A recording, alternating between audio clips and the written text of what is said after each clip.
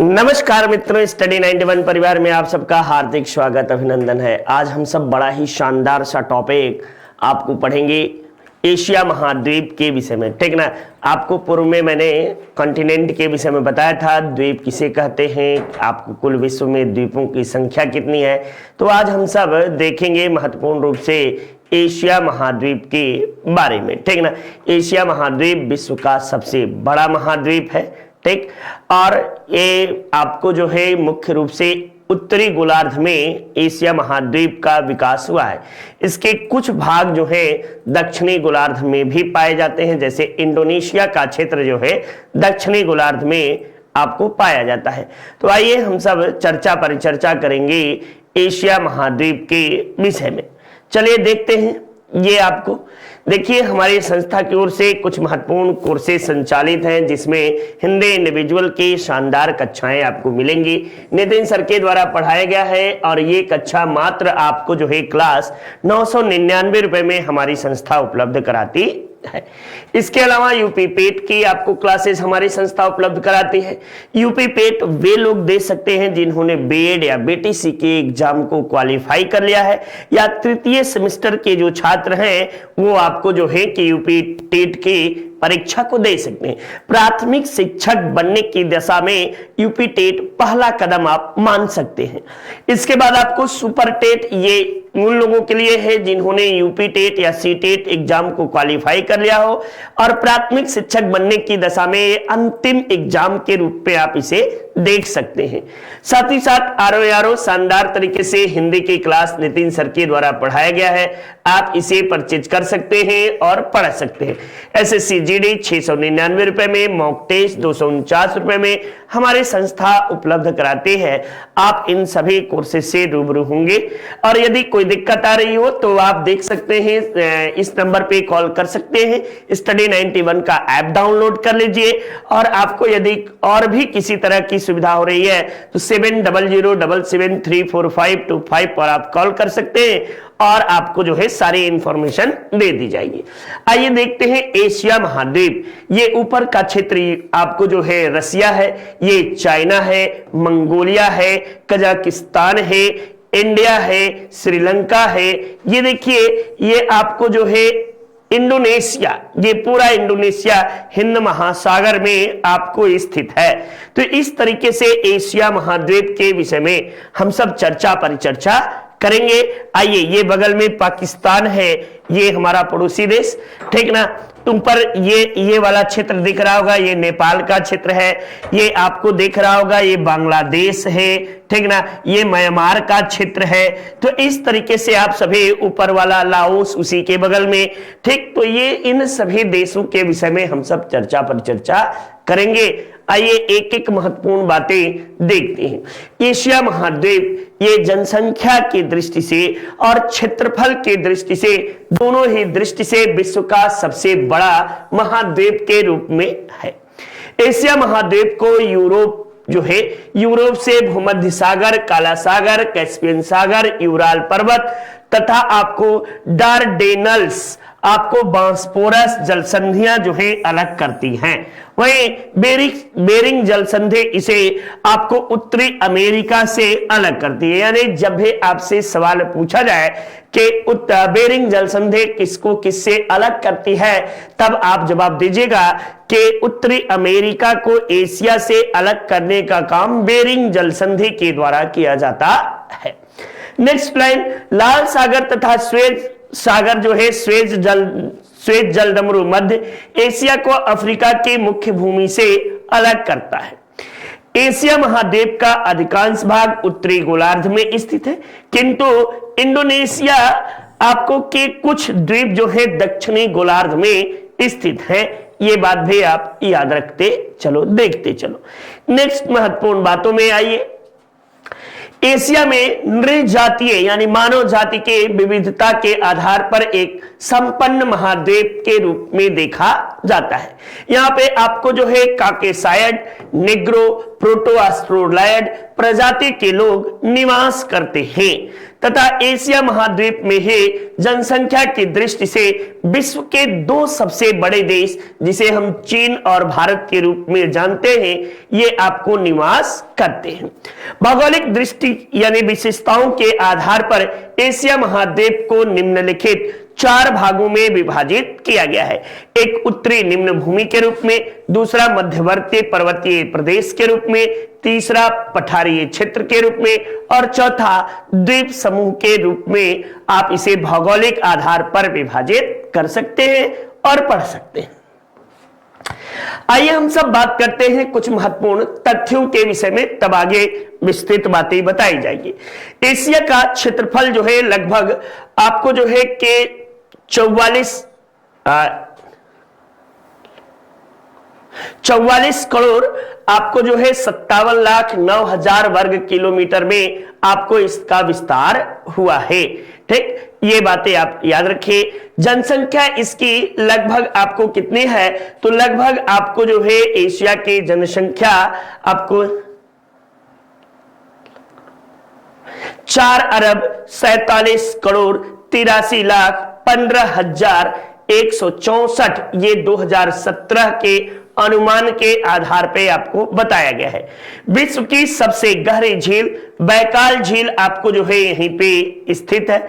विश्व का सबसे ठंडा स्थान बर्फोयांश जो है आपको एशिया महाद्वीप में है। विश्व का सबसे अधिक वर्षा वाला क्षेत्र मानसून राम जो है ये भी आपको एशिया महाद्वीप में स्थित है। विश्व की सबसे बड़ी झील कैस्पियन सागर झील ये भी एशिया में है। विश्व की सर्वाधिक लवणता वाली झील वान झील ये भी एशिया में है। एशिया का सबसे गर्म स्थान जो है वर्तमान में तिराज जवे है। ठीक ना, इसके पहले आपको जो है कि आपको पाकिस्तान में जो था स्थित था, लेकिन अब आपको जो है इजराइल में लगभग 54 डिग्री सेंटीग्रेड आपको जो है इजराइल में स्थित है। स्थल खंड पर विश्व का सबसे निचला स्थान मृत सागर है। ठीक ना, ये मृत सागर भी आपको यहीं पे है। विश्व की सबसे ऊंची चोटी माउंट एवरेस्ट एशिया में है। विश्व का सबसे लंबा रेलवे मार्ग ट्रांस साइबेरियन रेलवे मार्ग ये भी आपको एशिया में है। तो ये कुछ एक महत्वपूर्ण आंकड़े हैं, इन आंकड़ों को आप देख सकते हो। आइए आगे हम सब देखते हैं। आइए उत्तरी भूमि के आधार पर जो है निम्न भूमि यूराल पर्वत एवं लीना नदी के मध्य उत्तरी निम्न भूमि का विस्तार है। इसे साइबेरिया का मैदान के नाम से भी हम सब इतिहास के पन्नों में या भूगोल के पन्नों में इसे देख सकते हैं। इसी क्षेत्र में विश्व की सबसे गहरी झील बैकाल झील स्थित है और यह बैकाल झील मीठे पानी की झील है। बार बार पूछता है कि बैकाल झील किस प्रकार की झील है, तो मीठे पानी की झील आपको माना जाता है। दूसरा हम मध्यवर्ती पर्वतीय क्षेत्र को देखेंगे। यह उत्तरी निम्न भूमि के दक्षिण में वलित पर्वत एवं पठारी क्षेत्र का विस्तार आपको जो है यहीं पे हुआ है। पामीर का पठार इसी का केंद्र बिंदु के रूप में देखा जाता है। पामीर के पठार को रूफ ऑफ द वर्ल्ड विश्व की छत के नाम से आपको जो है विश्व का छत कहते हैं। ठीक ना, विश्व का छत इसे कहा जाता है। ये बात भी आप याद रखिए, विश्व का छत के रूप में इसे जाना जाता है। लगभग इसके आपको ऊंचाई 5000 मीटर के आसपास इसके ऊंचाई आपको पाई जाती है। नेक्स्ट आइए, ये हमारी संस्था की ओर से कुछ महत्वपूर्ण आपको जो है किताबें लिखी गई हैं। इन किताबों में अपने हिंदी शानदार तरीके से आप देख सकते हैं। वहीं पे वीडियो के मॉक टेस्ट आप देख सकते हैं। मात्र 199 रुपए में आपको वीडियो की किताब मिल जाएगी। वहीं पेट की किताब आपको 350 रुपए में उपलब्ध है। आपको जो है कि पेट की बुक ये 300 में, ये दोनों के साथ प्रैक्टिस सेट भी है बेटा। ठीक ना, ये दोनों के साथ आप प्रैक्टिस सेट भी है, आप इसे परचेज कर सकते हो। आरओ की 175 रुपए की किताब आपको हिंदी की है। जल्दी आपको जो है कि जीके जीएस की किताब भी आरओ की श्रृंखला तैयार है, आप सबके बीच कुछ दिनों के बाद उपलब्ध रहेगी। ये कंबो लेखपाल की 4 किताबें हैं। 4 में से आपको एक जीके जीएस की है, ग्रामीण है, मैथ्स है और हिंदी है। ये चारों किताबें शानदार तरीके से आप मंगा सकते हैं। इसके लिए किसी तरह का कोई डिलीवरी चार्ज नहीं लगता है। यदि कोई दिक्कत हो तो 7007734525 पर आप कॉल कर सकते हैं और अपने कोर्स को परचेज कर सकते हैं। आइए पठारीय क्षेत्र के विषय में चर्चा परिचर्चा करते हैं। पामीर का पठार, जिसे तिब्बत के पठार के नाम से भी इसे जाना जाता है। तिब्बत का पठार बेटा या पामीर का पठार, ठीक ना, पामीर का पठार या तिब्बत का पठार सब एक ही है। ये विश्व की सबसे ऊंचा पठार कहते हैं। इसे रूफ ऑफ द वर्ल्ड के नाम से भी जाना जाता है। क्या कहते हैं? विश्व का छत, विश्व का छत भी कहा जाता है। ये बात भी आप याद रखिएगा ये पूरी तरह से। नेक्स्ट आप अगला महत्वपूर्ण द्वीपों के विषय में चर्चा करेंगे। तो एशिया महाद्वीप के अधिकांश द्वीप जो है इसकी मुख्य भूमि के दक्षिण पूर्व दिशा में स्थित है। दक्षिण पूर्व दिशा का मतलब है कि आपको जो है इंडोनेशिया, भारत और जो नीचे का भाग है इन्हीं दक्षिण पूर्व एशिया में आपको स्थित है। इन द्वीपों पर विभिन्न देश स्थित है, जैसे जापान है, आपको जो है जापान है, इसी पर सेवर्नाया द्वीप है, इसी पर क्यूराइल है, आपको जो है कि जावा, सुमात्रा, इंडोनेशिया में बोर्नियो द्वीप, ये सभी आपको प्रमुख रूप से द्वीप जाने जाते हैं। जापान का आपको होकाइडो, होन्शु, सुकेसु और क्यूशु, ये सीक्वेंस में भी बेटा आपकी परीक्षाओं में लगाने के लिए प्रश्न पूछे जाते हैं मित्रों, ठीक ना। तो मित्रों ध्यान दीजिएगा ये बातें, आपको होकाइडो, होन्शु, सुकोकु और आपको क्यूशु ये द्वीप जापान के प्रमुख द्वीप हैं। और आपको इसी होन्शु द्वीप पर जापान की राजधानी टोक्यो जो है, टोक्यो किस पर स्थित है? तो इसी होन्शु द्वीप पर जापान की राजधानी टोक्यो आपको स्थित है। ठीक, चलिए नेक्स्ट आइए बात करते हैं हम सब एशिया महाद्वीप की प्रमुख नदियों के विषय में। और इसमें सबसे पहले बात करेंगे येलो रिवर या जिसे हम पीली नदी के नाम से जानते हैं, या इसे ही वांगहो नदी भी कहते हैं। वांगहो नदी जो है इसे आपको जो है कि विश्व की सबसे आपको जो है खतरनाक नदी के रूप में इसे जाना जाता है। ये अपने मार्ग परिवर्तन के लिए पूरे विश्व में कुख्यात है, यानी इसे कुख्यात नदी के रूप में जानते हैं। ये किस देश में है? तो चीन में बहती है। इसका उद्गम कुनलू पर्वत श्रेणी से इसका उद्गम हुआ है और ये आपको जो है पोहाई की खाड़ी या येलो सागर में जाकर गिरती है। इसका नाम येलो नदी क्यों है ये भी पूछा जा सकता है, पूछ सकते हैं कि येलो नदी क्यों है। तो ये जब बहती है तो जो अपने साथ अपर्दन की क्रिया करती है तो उस अपर्दन की क्रिया में पीले रंग की मिट्टियों को खूब बहाती है। जिस क्षेत्र में बहती है उस क्षेत्र में पीले मिट्टी बहुत अधिक पाई जाती है। जब ये बहती है तो ये पूरा एकदम पीला पीला रहता है, इसी कारण इसे येलो नदी, पीली नदी के नाम से भी हम सब जानते हैं। इसे चीन का शोक कहते हैं। हमारे यहाँ आपको भारत में भी कई नदियां, कई राज्यों की शोक नदी के रूप में हम सब पढ़ते हैं। जैसे आप देखते होंगे बिहार का शोक कोसी को कहते हैं, असम का शोक ब्रह्मपुत्र को कहते हैं। तो इसी तरह से आपको ये शोक क्यों है? तो अपने मार्ग परिवर्तन के लिए ये कुख्यात है, इसीलिए इसे चीन का शोक भी कहते हैं। पीले रंग लोएस मैदान से प्रवाहित होती है, इसके कारण अत्यधिक सिल्ट का निक्षेप करती है और पीले रंग का निक्षेप करने के कारण इसे हम लोग क्या कहते हैं? येलो रिवर के नाम से जानते हैं। आइए यांग टी सिक्यांग, इस नदी की सबसे बड़ी खासियत कि ये एशिया की सबसे बड़ी नदी है और विश्व की चौथी सबसे बड़ी नदी के रूप में इसे हम सब देखते हैं। ये कहां बहती है? तो चीन में ही बहती है। इसका मुहाना कहां है? तो चीनी सागर में ये जाकर जो है कि गिरती है, ये याद रखिए। इस नदी के तट पर संघाई और चीन का वुहान शहर, ये दोनों महत्वपूर्ण शहर जो है इसी नदी के तट पर स्थित है। इस पर थ्री गॉर्ज डैम आपसे बार बार परीक्षा में पूछता है, थ्री गॉर्ज डैम किस नदी पर है? तो ये आपको किस पर है? यांग टी सिक्यांग नदी पर आपको स्थित है। यांग टी सिक्यांग नदी एशिया की सबसे लंबी नदी के रूप में हम सब इसे जानते हैं। चलिए नेक्स्ट देखते हैं इरावती नदी। इरावती नदी इसका आपको जो है मुख्य रूप से म्यांमार में बहती है, ठीक ना। म्यांमार में ये मुख्य रूप से म्यांमार की नदी है। वैसे ये कई देशों से होकर बहती है। ये माली और नामी नदी से मिलकर ये आपको इसका संगम माना जाता है। ये अंडमान सागर में जाकर गिरती है, ठीक ना। अंडमान सागर इसका मुहाना बताया गया है। इसके डेल्टाई क्षेत्र पर म्यांमार की राजधानी यांगून, जो पहले रंगून के नाम से जाना जाता था, रंगून आपको इसी नदी के तट पर स्थित है, ठीक। तो ये आप याद रखो। नेक्स्ट देखिए, आइए, मेकोंग नदी, इसे एशिया का गंगा कहकर संबोधित किया जाता है। दक्षिण पूर्व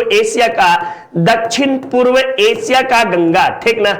एशिया का गंगा के रूप में इसे जाना जाता है, ये बात भी आप याद रखो। ये कई देशों से होकर बहती है। चीन, थाईलैंड, लाओस, कंबोडिया, वियतनाम, ये सभी देशों से आपको होकर बहती है। इसका उद्गम मुख्य रूप से तिब्बत के पठार से ये निकलती है और चीनी सागर में, दक्षिणी चीनी सागर में जाकर गिरती है।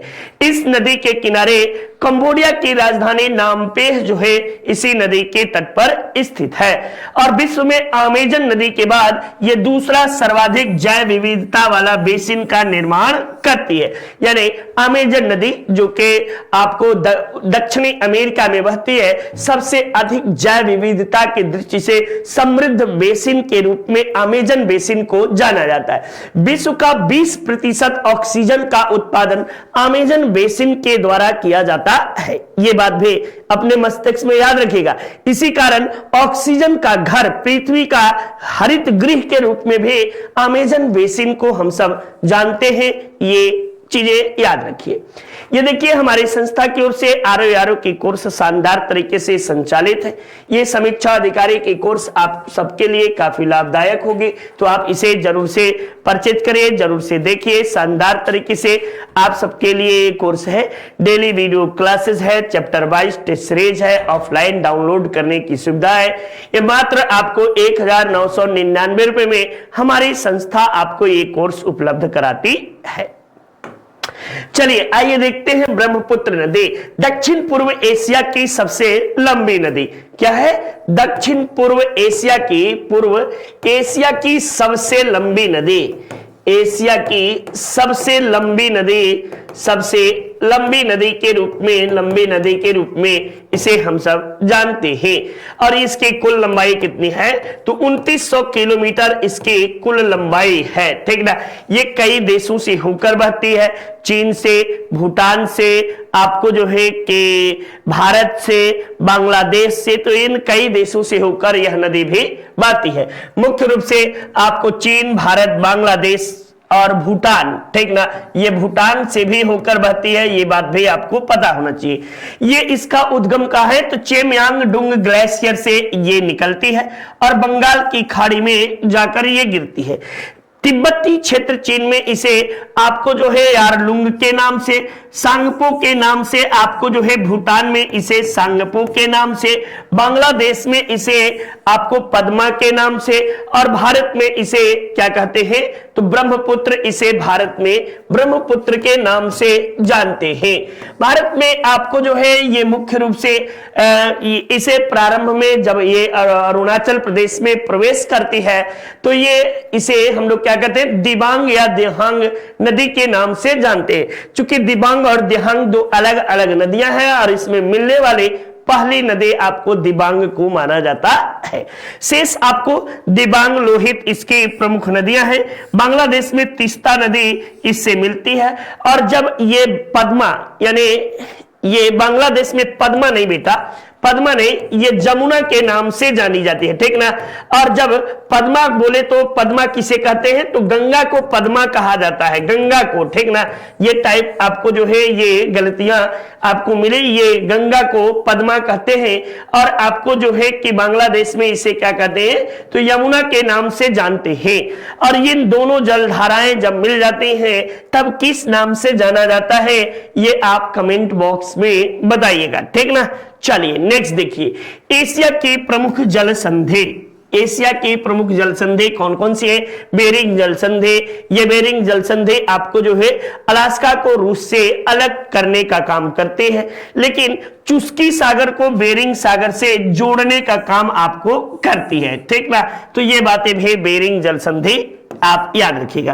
ततर जल संधि ये मुख्य रूप से आपको जो है रूस के सखालिन द्वीप को अलग करती है, यानी रूस मुख्य रूसी भूमि को सखालिन द्वीप से अलग करने का काम करते हैं, और जापान सागर को ओखोत्स्क सागर से जोड़ने का काम भी करती है।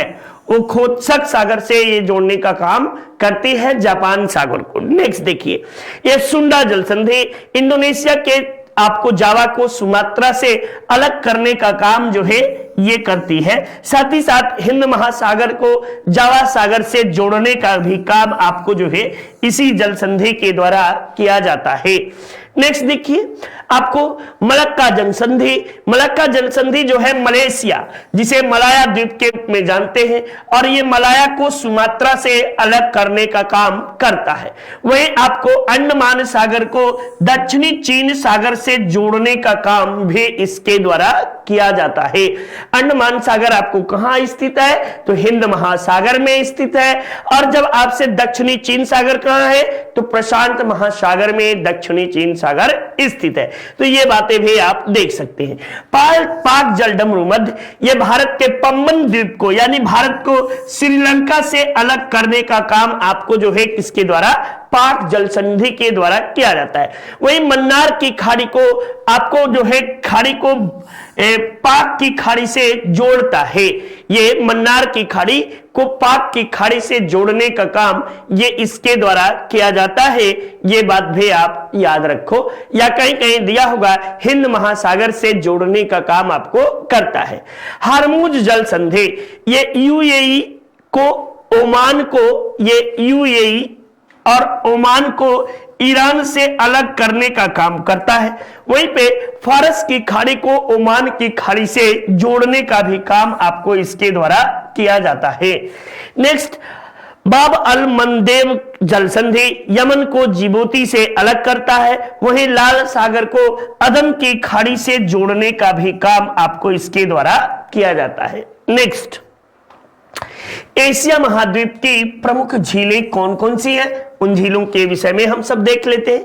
कैस्पियन सागर झील, कैस्पियन सागर झील से आपको बार बार देश मिलान करने के लिए देता है, इसीलिए मैंने देश को भी इसमें सम्मिलित किया है, ठीक ना।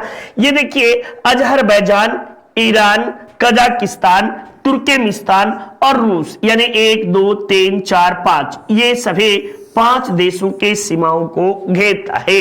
ये आपको एशिया यूरोप के विभाजक के रूप में भी इसे हम सब जानते हैं। ये विश्व की आपको विभाजक होने के साथ ही विश्व की सबसे बड़ी झील भी है, चाहे वह लैगून झील के रूप में देखिए, चाहे वह मीठे पानी की झील। वैसे ये विश्व की सबसे बड़ी खारे पानी की झील मानी जाती है। इसमें बोल्गा और यूराल जैसी नदियों का ये मुहाना माना जाता है, यानी बोल्गा और यूराल नदी ये दोनों यूरोप की नदियां आपको जो है कैस्पियन सागर झील में ही गिरती है। वैसे नाम क्या है झील, लेकिन इसे इतना बड़ा है कि इसे सागर नाम दे दिया गया है, ठीक ना। है झील बेटा, लेकिन इसे सागर नाम दिया गया है, ये बात भी आप याद रखो। पेकोंग झील ये भारत और चीन की सीमा पर स्थित है।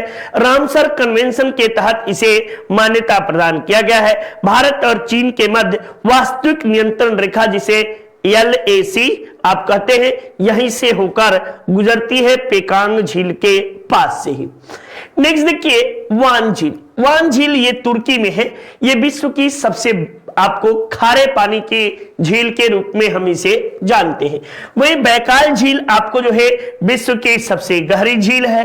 ये लीना और अंगारा नदियों का उद्गम के रूप में भी हम सब इसे जानते हैं, यानी लीना और अंगारा ये 2 नदियां जो है कहां से निकलती हैं? तो बैकाल झील से ही निकलती है। अरल सागर झील, इसका विस्तार कजाकिस्तान और उज्बेकिस्तान में इसका विस्तार आपको हुआ है। यहाँ पे आमू दरिया दरिया और सीर दरिया आपको नदी इसी झील से निकलती है। मानवीय गतिविधियों के कारण अरल सागर झील जो है ये तेजी से सूखता जा रहा है, यानी सबसे तेजी से सूखने वाला झील के रूप में हम इसे अरल सागर झील को जानते हैं। लोपनूर झील ये चीन में स्थित है और चीन के तमेरीन बेसिन में स्थित आपको है। ये खारे पानी की झील जाना जाता है, इसे हम सब खारे पानी की झील के रूप में जानते हैं। हमारी संस्था के द्वारा आपको शानदार तरीके से यूपी पुलिस कांस्टेबल का बैच आपको पढ़ाया गया है, आप इसे परचेज कर सकते हैं, अपनी तैयारी जारी रख सकते हैं। कंप्लीट कोर्स आप शानदार तरीके से आपको पूरे कंप्लीट कोर्स मिलेगा मात्र 1499 रुपए में हमारी संस्था आपको ये सुविधा उपलब्ध कराती है। तो इस महाबचत का शानदार तरीके से आप लाभ लीजिए। फटाफट स्टडी 91 का ऐप डाउनलोड कर लीजिए और आपको स्टडी 91 के ऐप डाउनलोड करने के बाद आपको उसमें ढेर सारी सुविधाएं आपको नजर आएंगी। तो कुछ फ्री में अध्ययन मिलेगा, कुछ महत्वपूर्ण रूप से आप चीजों को देख सकते हैं। और यदि कोई सुविधा दिक्कत आ रही हो तो 7007734525 पर आप कॉल कर सकते हैं और अपनी समस्या का क्षण भर में समाधान कर सकते हैं। चलिए देखिए, एशिया के प्रमुख मैदान और आपको बातें करेंगे मरुस्थल के विषय में, ठीक ना। ये आपको रूब अल खाली मरुस्थल, ये अरब प्रायद्वीप में स्थित मरुस्थल है। ये विश्व का सबसे बड़ा बालू से निर्मित मरुस्थल माना जाता है। ये मुख्य रूप से सऊदी अरब में स्थित है। इसमें आपको जो है कि किसी तरह का मानव गतिविधि नहीं पाई जाती है, इसीलिए इसे आपको जो है निवास विहीन क्षेत्र के रूप में भी हम सब जानते हैं। वही दस्त एक कबीर मरुस्थल ये आपको ईरान में स्थित है और इसे ग्रेट साल्ट डेजर्ट के रूप में भी जानते हैं, यानी महान आपको नमकीन मरुस्थल के रूप में, डेजर्ट के रूप में इसे हम सब जानते हैं। गोबी मरुस्थल, इसका विस्तार मंगोलिया एवं चीन की सीमा पर हुआ है। ये एशिया के सबसे बड़े मरुस्थलों में एक है और विश्व का सबसे ठंडा मरुस्थल आपको माना जाता है गोबी मरुस्थल को, विश्व का सबसे ठंडा मरुस्थल। वही हम बात करेंगे तकला मकान मरुस्थल। ये आपको तकला मकान मरुस्थल या मकान मरुस्थल ये चीन के उत्तर पश्चिमी क्षेत्र में सिक्यांग प्रांत में आपको स्थित है। वहीं पे एक मरुस्थल आप ये आपको कह सकते हैं थार मरुस्थल। थार मरुस्थल भारत और चीन की सीमा पर स्थित है। विश्व की सर्वाधिक आपको जो है कि जनसंख्या वाला मरुस्थल को थार मरुस्थल के रूप में जाना जाता है। यहीं पे आप कहीं याद कर लेना, थार मरुस्थल ये कहां है तो भारत और पाकिस्तान की सीमा पर आपको जो है, भारत पाकिस्तान की सीमा पर आपको स्थित है थार मरुस्थल।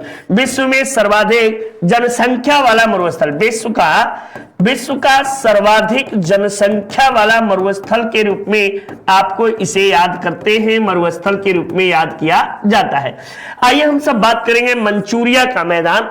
अमूर नदी एवं उसकी सहायक नदियों के द्वारा आपको जो है कि मंचूरिया के मैदान का निर्माण हुआ है। मंचूरिया का मैदान मुख्य रूप से चीन में हुआ है और यह चीन में मध्य चीन के भाग में स्थित है। नेक्स्ट तुरान का मैदान, ये अमू दरिया एवं सीर दरिया नदियों के द्वारा आपको जो है तुरान नदी आपको जो है कि तुरान के मैदान का निर्माण किया गया है।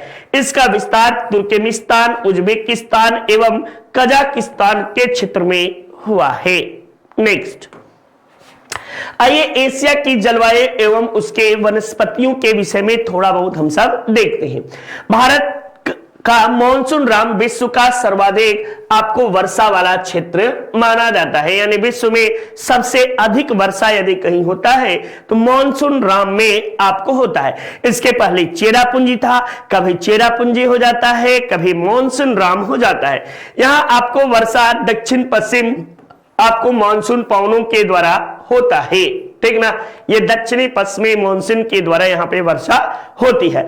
अधिकांश समय बर्फ के जमे होने के कारण एशिया के उत्तरी क्षेत्र में पृथ्वी का शीत ध्रुव के रूप में भी हम सब जानते हैं, और खासकर साइबेरिया का क्षेत्र, चीन के ऊपरी भाग जो अंटार्कटिका आपको महाद्वीप की ओर है या अंटार्कटिका महासागर की ओर है, इसमें आपको ऊपर का भाग पूरी तरह से ठंडा है। इसी आपको क्षेत्र में बर्फोयांश जो है कहां पाया जाता है, तो इसी आपको जो है कि उत्तरी क्षेत्र में बर्फोयांश स्थित है। खासकर साइबेरिया में बर्फोयांश आपको स्थित है। उत्तरी ध्रुव में स्थित विश्व का सबसे ठंडा क्षेत्र आपको बर्फोयांश है, ये कहां है, तो साइबेरिया में है, ठीक ना। साइबेरिया में आपको माना जाता है। अभी खूब देख रहे होंगे साइबेरियाई पक्षी खूब आ रहे होंगे, उड़ान भर रहे होंगे, ठीक ना।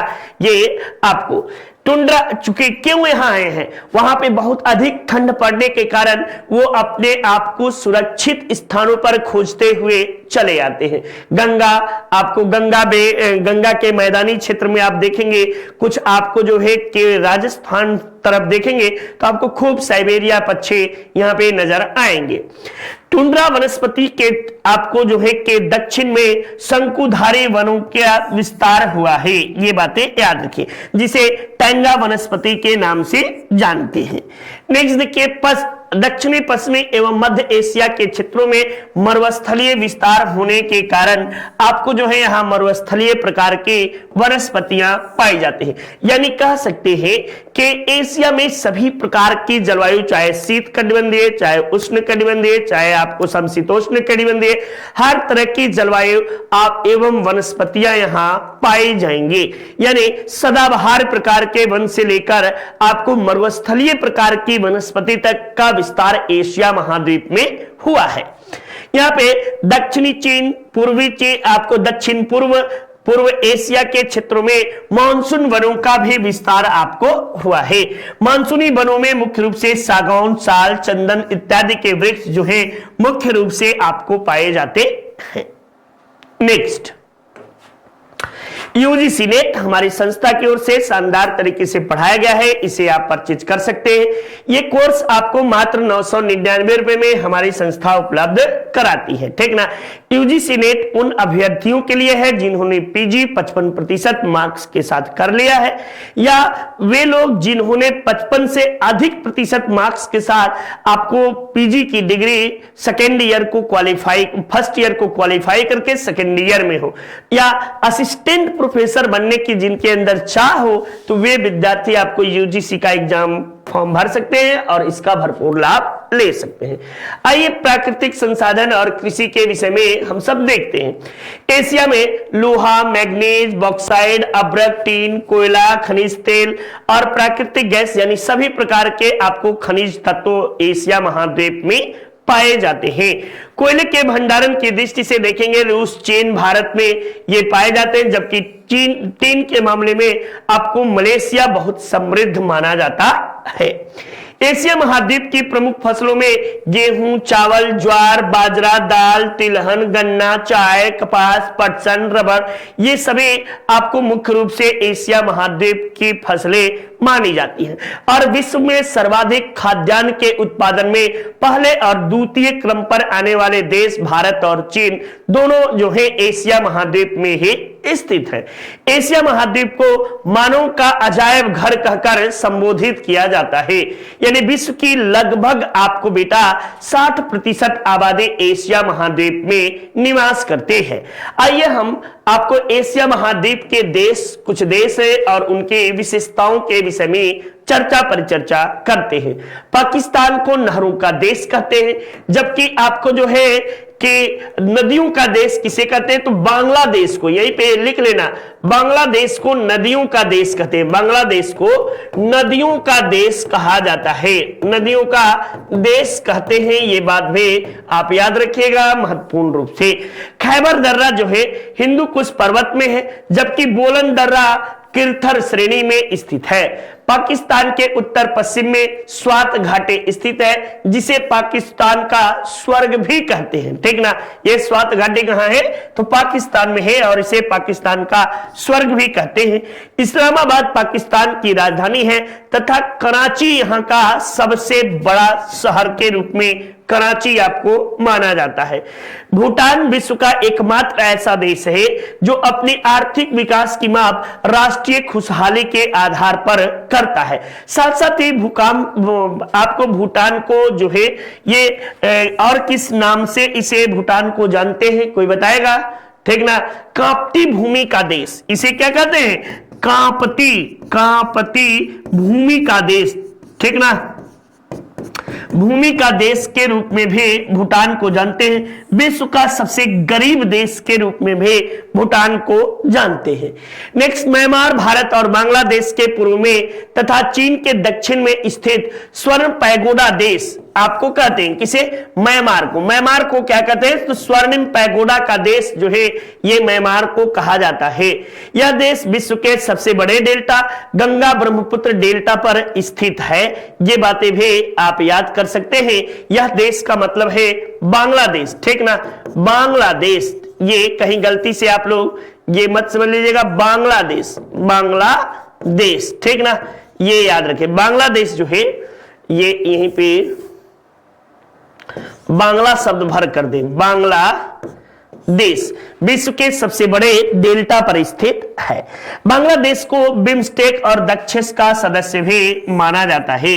जनसंख्या की दृष्टि से प्रथम एवं क्षेत्रफल की दृष्टि से चीन विश्व में चौथा स्थान रखता है। यह बात भी आपको पता होना चाहिए। चीन का उत्तरी भाग मंगोलिया के पठार का हिस्सा है। यहीं पर गोबी मरुस्थल स्थित है जो कि ठंड मरुस्थल के रूप में भी जाना जाता है और विश्व का सबसे बड़ा आपको जो है ठंड मरुस्थल के रूप में गोबी मरुस्थल को हम सब जानते हैं। नेक्स्ट देखिए, संघाई जो है कि चीन का सबसे बड़ा सूती वस्त्र का केंद्र होने के कारण इसके साथ साथ सबसे बड़ा पत्तन भी आपको जो है। इसे सूर्योदय का देश, यानी इसे का मतलब है जापान को। ठीक ना बेटा, जापान को सूर्योदय का देश के नाम से जानते हैं। भूकंपों का देश भी कहते हैं। पूर्व का ग्रेट ब्रिटेन के नाम से भी आप इसे जानते हैं। नेक्स्ट देखिए, जापान के दक्षिणी तट पर उष्ण कटिबंधीय तूफान आते हैं जिसे हम टाइफून के नाम से जानते हैं। ओसाका का जो जापान का मैनचेस्टर, साथ ही साथ आपको ओसाका को एशिया का मैनचेस्टर भी कहते हैं बेटा, एशिया का मैनचेस्टर। ठीक ना, मैनचेस्टर, मैनचेस्टर जानते हैं किसे कहते हैं? मैनचेस्टर उस क्षेत्र को कहते हैं जहां सूती वस्त्र का बहुत अधिक उत्पादन किया जाता है, उसे हम मैनचेस्टर के नाम से जानते हैं। ठीक ना, ये और जापान का डिट्रॉइट भी इसे हम सब कहते हैं। जापान का ब्रेडफोर्ट भी कहा जाता है। एशिया की सबसे लंबी सुरंग आपको सिकन जो कि जापान में स्थित है, ये आपको 53.58 किलोमीटर लंबी है। समुद्र तल से इसकी गहराई आपको कितनी है? तो 240 मीटर आपको इसकी गहराई है। एशिया में सर्वाधिक जल विद्युत का विकास भी आपको जापान में हुआ है। रबर उत्पादन में विश्व में मलेशिया, ठीक ना, मलेशिया जो है सबसे बड़ा देश है। यहां रबर के बड़े बड़े बागान होते हैं और इन बागानों को रबर स्टेट्स के नाम से जाना जाता है। प्राकृतिक रबर तथा टीन के उत्पादन में इंडोनेशिया भी अग्रगण्य देशों में आपको एक माना जाता है। ठीक, नेक्स्ट देखिए, ये हिंदी इंडिविजुअल नितिन सर के द्वारा शानदार तरीके से आपको पढ़ाया गया है। आप इसे परचेज कर सकते हैं। मात्र 999 रुपए में ये कोर्स हमारी संस्था आपको उपलब्ध कराती है। चलिए, एशिया के महत्वपूर्ण अन्य देशों के विषय में भी हम लोग जानकारी लें। सऊदी अरब क्षेत्रफल की दृष्टि से दक्षिण पश्चिम एशिया का सबसे बड़ा देश है। यहाँ पे मक्का और मदीना दो प्रमुख मुस्लिम धार्मिक स्थल हैं। मक्का मदीना, ये आपको जो है मक्का से मदीना की यात्रा किए थे आपको जो है कि मुख्य रूप से, तो ये मक्का मदीना दो प्रमुख तीर्थ स्थल इस्लामिक लोगों का आपको जो है यहीं पे है। खनिज तेल एवं उत्पादन एवं निर्यात की दृष्टि से सऊदी अरब विश्व का अग्रगण्य देश माना जाता है। ईरान की सबसे ऊंची चोटी को देमबंद के नाम से जानते हैं, जो कि अलबुर्ज पर्वत श्रेणी पर स्थित है। ठीक ना, ये बात याद रखिएगा। देमबंद बार बार पूछता है ये आपको किस प्रकार का है, तो ज्वालामुखी पर्वत के रूप में भी हम इसे जानते हैं। इराक को मेसोपोटामिया सभ्यता की भूमि, सभ्यता, ठीक ना, मेसोपोटामिया सभ्यता की भूमि के रूप में जानते हैं। ये मेसोपोटामिया की सभ्यता दजला और फुरात नदी के बेसिन में विकसित हुई थी। ये मेसोपोटामिया आपको जो है, जो वर्तमान में टिग्रिस नदी के नाम से भी इसे हम सब जानते हैं। ये महत्वपूर्ण बातें। तुर्की भूमध्य सागर और काला सागर के बीच स्थित है। तुर्की को आपको जो है एशिया का मरीज भी कहते हैं। क्या कहते हैं? एशिया का मरीज नहीं, आपको यूरोप का मरीज के रूप में इसे जानते हैं। जबकि एशिया का मरीज किसे कहते हैं, तो चीन को एशिया का मरीज कहा जाता है, मरीज के रूप में जानते हैं।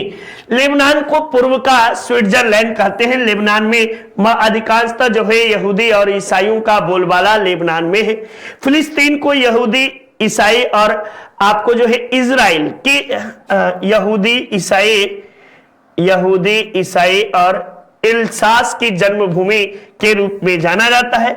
और यहीं पे फिलिस्तीन का जेरूशलम, ठीक ना, जेरूशलम को पवित्र भूमि